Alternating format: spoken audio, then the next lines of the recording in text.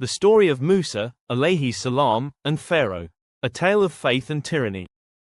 In the golden palaces of ancient Egypt, a ruthless king ruled with unmatched arrogance. This was Pharaoh, the man who dared to claim, "I am your Lord, the Most High." He feared a prophecy, that a boy from the children of Israel would rise and challenge his rule. So, he ordered the unthinkable: every newborn Israelite boy was to be killed. But Allah had a plan. One brave mother placed her baby, Musa, alayhi salam, in a basket and set him afloat on the river Nile. Heart trembling, but trust in Allah unshaken. That basket didn't drift aimlessly. It landed right at Pharaoh's palace. And by Allah's will, the baby was taken in by none other than Asiya, Pharaoh's wife. A righteous woman who saw light where others saw threat. And in a twist of divine mercy, Musa's own mother was chosen to nurse him. Her son, safe in her arms, under the very roof of the tyrant who wanted him dead. Musa, alayhi salam, grew up with strength and wisdom, but after accidentally taking a life, he fled Egypt. In exile, in the quiet lands of Madian, he started over, married, worked as a shepherd, and lived in peace. But then came a moment that would change history. One night, on Mount Sinai, Musa, alayhi salam, saw a fire. As he approached it, Allah spoke to him directly. It was no ordinary fire.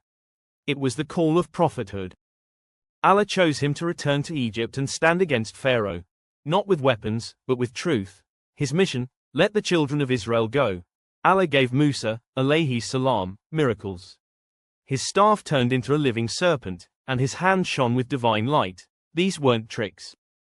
When Musa, alayhi salam, and his brother Harun, alayhi salam, confronted Pharaoh, the arrogant king mocked them and demanded proof. So, Musa showed the signs. But Pharaoh, in pride, called it magic. He gathered his best magicians for a public showdown.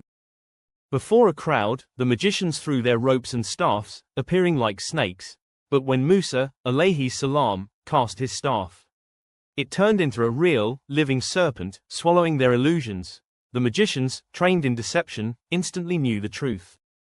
They fell in prostration, saying, "We believe in the Lord of Musa and Harun." Pharaoh was furious. He tortured them and increased his oppression of the believers. But his heart remained hardened. So, Allah sent signs: floods, locusts, lice, frogs, and blood. But Pharaoh refused to change. Each time he promised to let Bani Israel go, he broke his word. Until finally, the command came: escape. In the darkness of night, Musa, alayhi salam, led his people away. Pharaoh chased them with his army. They reached the sea, trapped between water and death. The people panicked, but Musa, alayhi salam, stood tall and said, "Indeed, my Lord is with me. He will guide me." And then by Allah's command he, alayhi salam, struck the sea with his staff. The water split, giant walls of water rose on either side, and a dry path appeared. Bani Israel walked through, safe and amazed. Pharaoh followed, but as the last believer stepped out, the sea crashed down, swallowing Pharaoh and his army. In those final moments, as he drowned, Pharaoh cried out, "I believe in the Lord of Musa and Harun." But it was too late. Allah responded, "Today we will preserve your body so you may be a sign for those who come after you." Quran 10-92. To this day, many believe his preserved body lies in a museum in Egypt. A chilling reminder of what happens when arrogance stands against truth. As for Musa, alayhi salam, he continued to guide his people. Though they often disobeyed, he never gave up.